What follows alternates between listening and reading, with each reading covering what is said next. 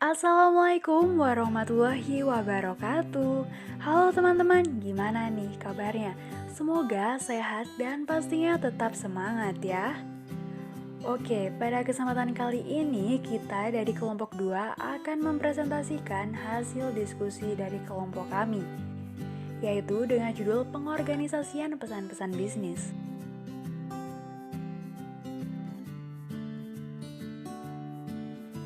Nah, sebelum kita melanjutkan ke materinya, perkenalkan dulu nih nama anggota dari kelompok 2. Yang pertama ada Naufal Ahmad Ilhamiatom.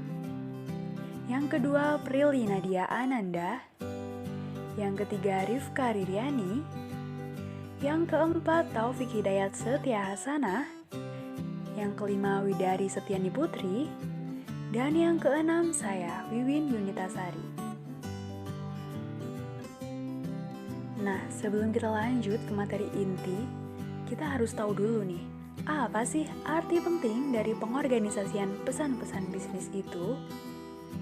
Nah, jadi dalam suatu organisasi, pesan-pesan yang disampaikan oleh pimpinan kepada para bawahan terkadang tidak terorganisasi dengan baik.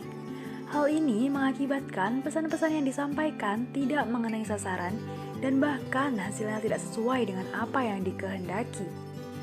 Oleh karena itu, dengan mengatur pengorganisasian pesan-pesan secara logis, berurutan, dan tidak bertele-tele, ide yang disampaikan akan dapat memuaskan kebutuhan-kebutuhan informasi, motivasi, maupun praktis bagi audiens.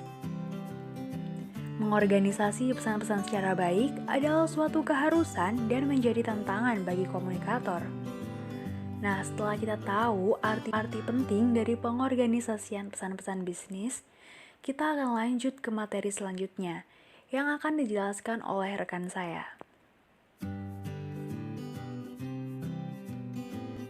Penyebab pesan-pesan bisnis tidak terorganisasi. Pertama, bertele-tele. Kedua, memasukkan bahan-bahan yang tidak relevan. Ketiga, menyajikan ide-ide secara tidak logis. Dan yang terakhir, nomor 4, informasi penting kadangkala tidak tercakup dalam pembahasan.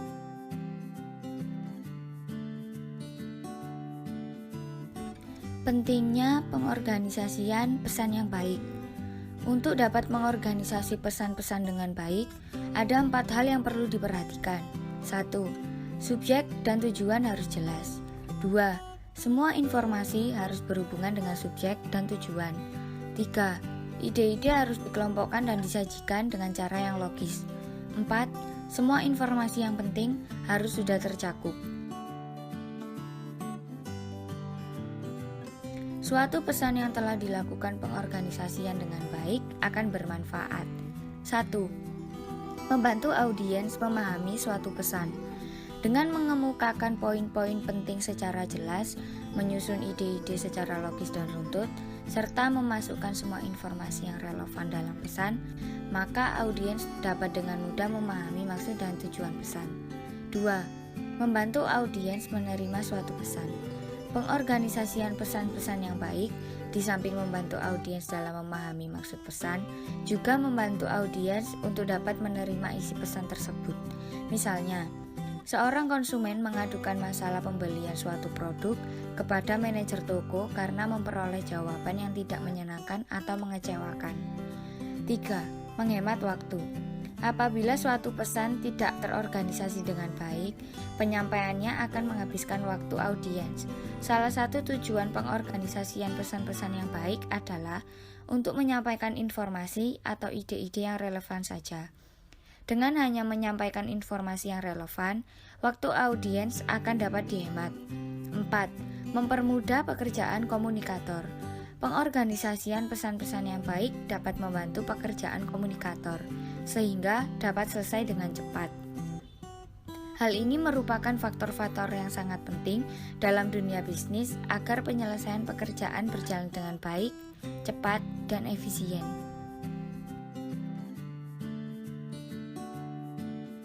Baik, materi selanjutnya mengenai pengorganisasian pesan-pesan melalui outline.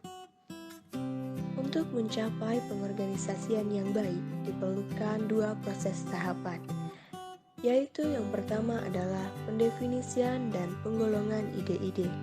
Sedangkan yang kedua adalah penetapan urutan ide-ide dengan cara perencanaan organisasional yang terpilih secara hati-hati. Nah, mari kita bahas satu-satu mengenai dua tahapan ini. Tahapan yang pertama, pendefinisian dan penggolongan ide-ide. Bila pesan yang disusun panjang dan kompleks, pembuatan outline sangat diperlukan dan menjadi penting, karena outline akan membantu memvisualkan hubungan antara bagian yang satu dengan bagian yang lain.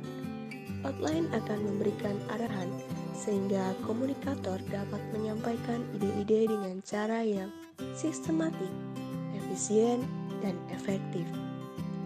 Adapun susunan outline secara garis besar terdiri dari 3 tahap, yaitu yang pertama, mulailah dengan ide pokok.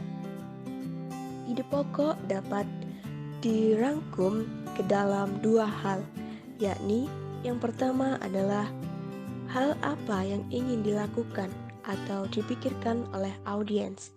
Kedua adalah alasan mengapa mereka harus melakukan hal tersebut. Yang kedua, menyatakan poin-poin pendukung yang penting. Caranya adalah menyusun poin-poin penting lainnya sebagai pendukung ide pokok. Yang ketiga adalah ilustrasikan dengan bukti-bukti. Kemukakan bukti-bukti yang sudah berhasil dikumpulkan.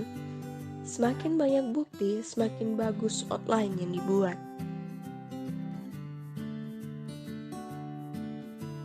Tahapan kedua, cara menentukan urutan dengan cara organisasional. Untuk menentukan urutan penyampaian materi, ada 2 pendekatan penting yang dapat digunakan, yaitu yang pertama, pendekatan langsung atau direct approach. Disebut juga pendekatan deduktif, di mana ide pokok muncul paling awal, baru diikuti bukti-bukti pendukung. Cocok digunakan ketika audiens mempunyai hasrat, tertarik, senang, atau bersikap netral terhadap pesan akan disampaikan.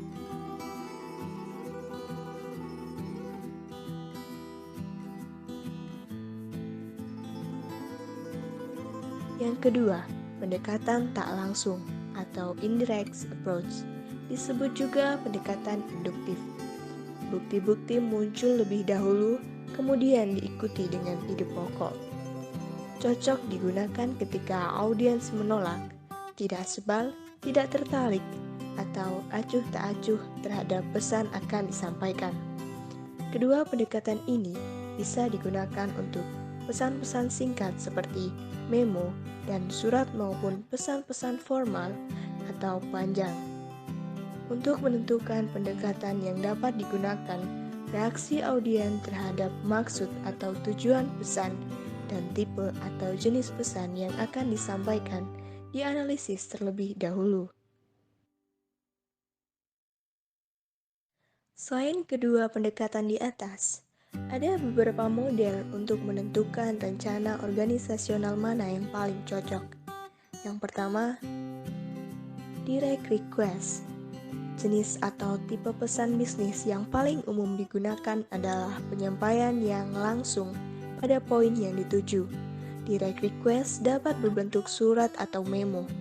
Bila audiens tertarik dan memiliki hasrat luar biasa, dapat digunakan pendekatan langsung. Yang kedua, pesan rutin, good news atau goodwill. Audiens biasanya bersikap netral terhadap pesan rutin dan bersikap senang terhadap pesan yang berisi berita baik. Pesan-pesan seperti ini lebih cocok menggunakan pendekatan langsung karena reaksi audiensnya netral dan positif. Yang ketiga, pesan bad news.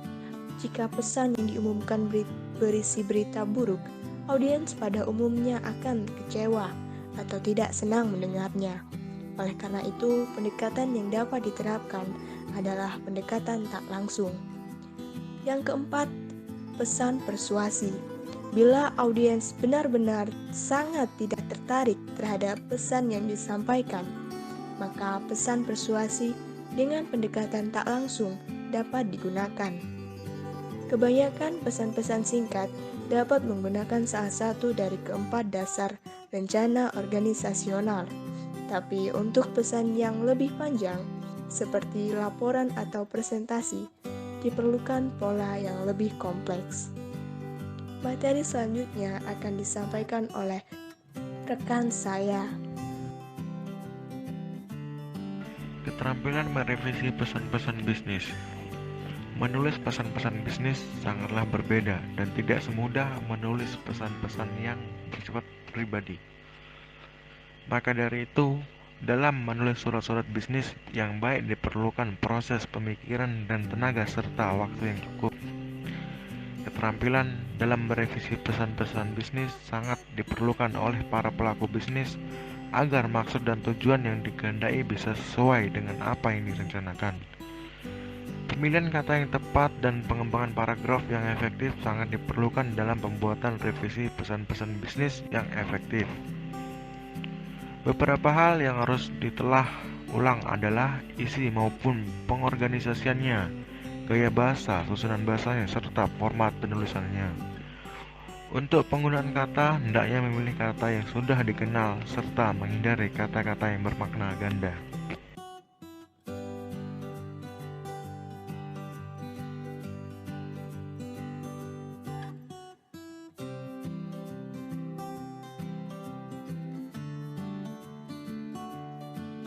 Kemudian, untuk materi selanjutnya yaitu pemilihan kata yang tepat.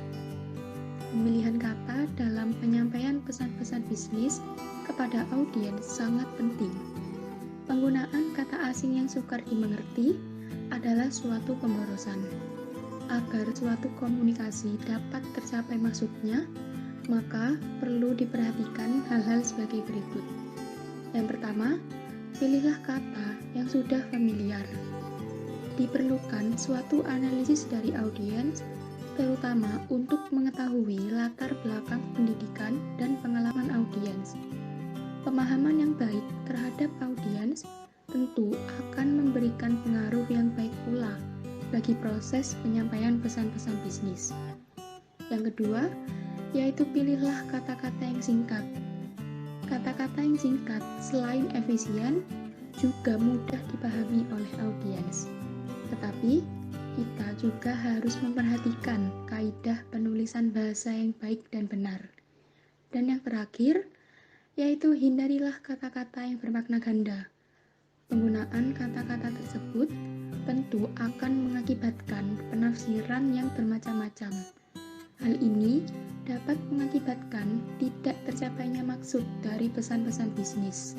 Sebagai contoh, kemarin Dina memberitahu kepada Andi. Makna memberitahu memiliki makna ganda, karena bisa bermakna Dina memberi makanan tahu kepada Andi, atau Dina memberitahu berupa informasi penting kepada Andi. Materi selanjutnya yaitu bagaimana membuat kalimat efektif dalam pesan bisnis. Nah, sebelum kita melanjutkan bagaimana membuat kalimat efektif dalam pesan bisnis, kita harus tahu dulu nih, pengertian dan juga ciri-ciri dari kalimat efektif. Untuk pengertiannya sendiri, menurut H. Dalman dalam Kreatif Menulis tahun 2016 berpendapat bahwa kalimat efektif adalah kalimat yang memiliki potensi untuk menyampaikan pesan, ide, gagasan, atau informasi secara utuh, jelas, dan tepat sehingga pembaca memahami maksud yang diungkapkan oleh penulis. Jadi, kalimat yang jelas dan baik akan dengan mudah dipahami oleh orang lain. Sebuah kalimat efektif haruslah dengan tepat dapat mewakili pikiran dan keinginan penulis atau pembicara. Hal ini berarti bahwa kalimat efektif haruslah disusun secara sadar untuk mencapai daya informasi yang tepat. Yang selanjutnya yaitu ciri-ciri kalimat efektif. Yang pertama adalah kesepadanan. Yang dimaksud dengan kesepadanan adalah keseimbangan antara pikiran atau gagasan dengan struktur bahasa yang dipakai. Kesepadanan memiliki beberapa ciri sebagai berikut. Yang pertama, mempunyai subjek dan predikat yang jelas.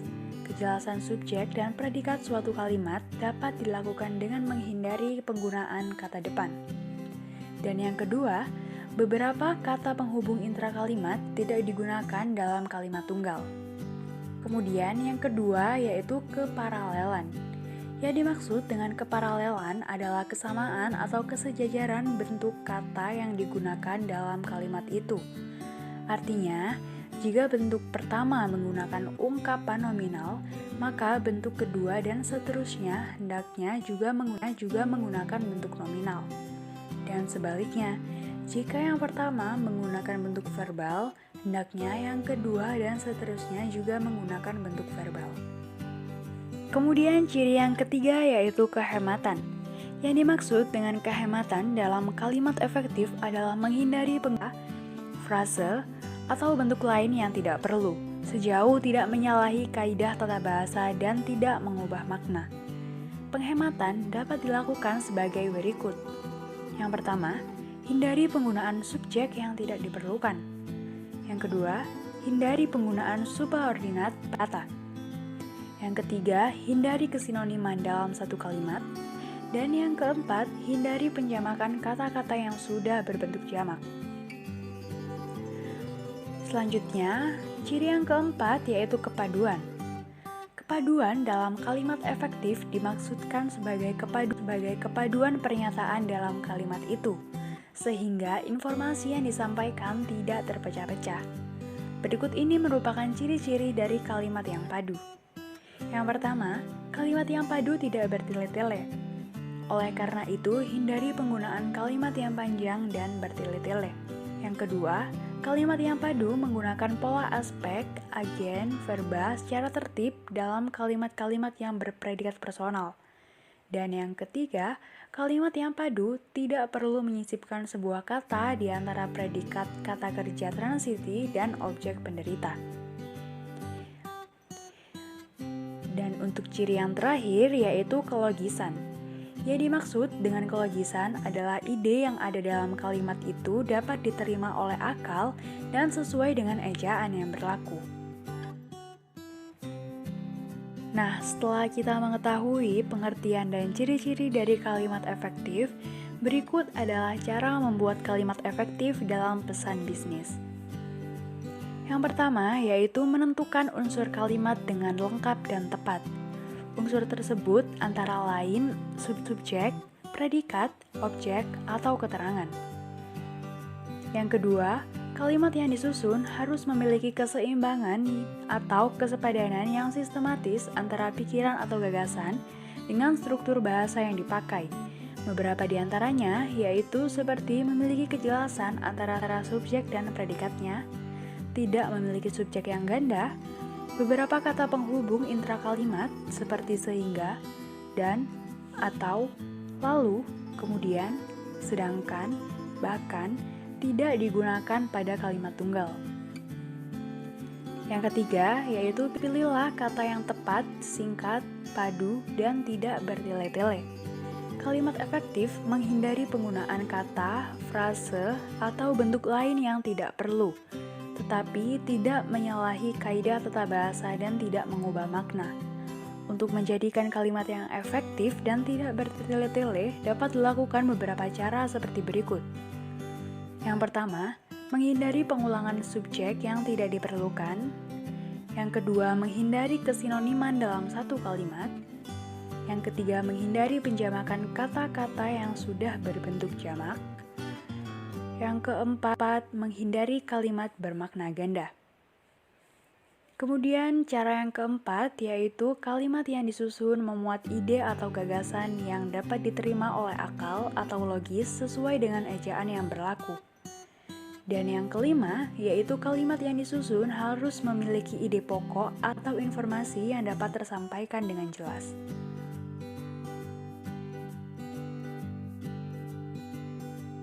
Baik, setelah kami menjelaskan materi mengenai pengorganisasian pesan-pesan bisnis, semoga materi ini dapat bermanfaat dan dapat dipahami oleh teman-teman semua. Sekian presentasi dari kami, apabila ada salah kata mohon dimaafkan.